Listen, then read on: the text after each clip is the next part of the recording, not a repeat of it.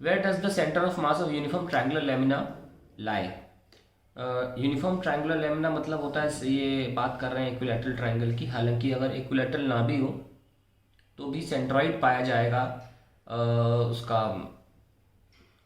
Centre of मास, या यूँ कहूँ कि the intersection of plumb line, the intersection of the plumb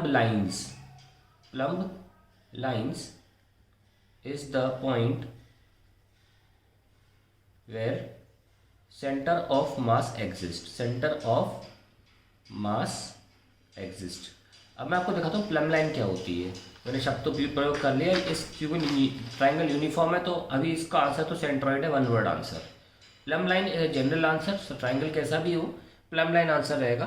देखिए क्या तरीका है, ये ट्राइंगल तो नहीं पर एक कागज़ है, छोटा सा कागज़ ले लेता हूँ, छोटा सा मैं कागज़ ले लेता हूँ ताकि दिखाने में आसानी हो। ये देखिए मैंने छोटा सा कागज़ फाड़ लिया है। अब देखिए इसका कोई शेप नहीं है, शेप फल कुछ भी शेप है ना, it is not a triangle, it is nothing. What you do, आप एक होल बनाइए और अपने पेन से पेन घुसेड़ दीजिए इसमें।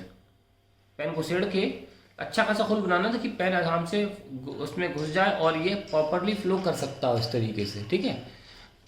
तो उतना इतना आपको अच्छी तरह से इसमें होल करना पड़ेगा कि पेन की वजह से फ्रिक्शन की वजह से घूम ना सके, ऐसा नहीं होना चाहिए। तो आप पेन घुसेड़ने के बाद हल्का सा ऐसे करना, तो ऐसे ऐसे ऐसे घूमना चाहिए एंड फिर ये रुक जाना चाहिए जगह पर। रुक गया, जब रुक जाए तो आप नोटिस करना कि लाइन जो है जो रुका है उससे सीधी एक लाइन खींच लीजिए आप।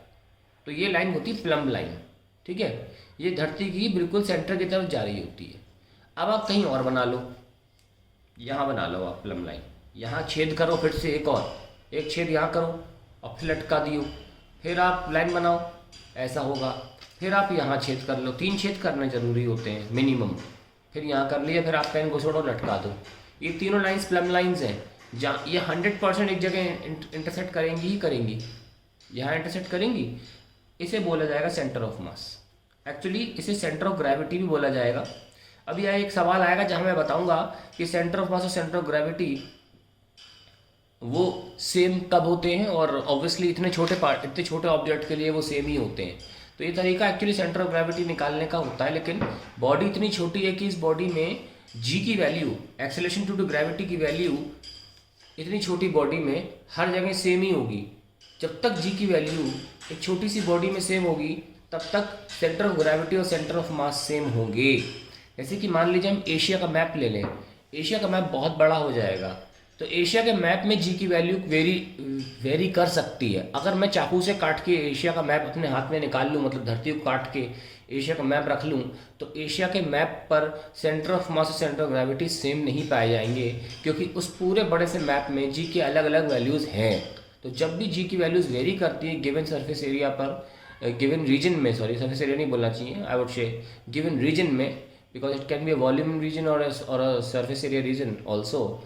सो जब भी किसी एक जगह पर जी की वैल्यू वेरी कर जाती है तो सेंटर ऑफ ग्रेविटी और सेंटर ऑफ मास जो होते हैं वो डिफरेंट पॉइंट्स पर पाए जाते हैं। यानी कि अगर मैं धरती से सूरज चांद तक के बीच में एक ब्रिज बना दूं तो उस ब्रिज पर अलग अलग वैल्यूज होंगी जी की, तो उस ब्रिज का सेंटर ऑफ मास और सेंटर ऑफ ग्रेविटी भी अलग होगा।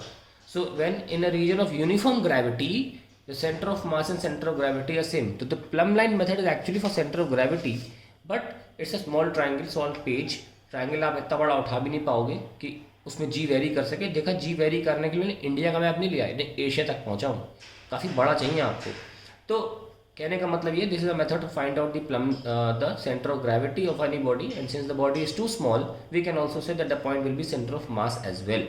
तो ये तरीका मैंने 10वीं क्लास में सीखा था, ICSE बोर्ड में सिखाया जाता है ये, तो मैंने आपको यहाँ बता दिया। यहाँ पे दिया नहीं है बुक्स में, 11th क्लास की फिजिक्स में मेंशन नहीं किया गया प्लम लाइन मेथड, मैंने बता दिया यहाँ पे आपको।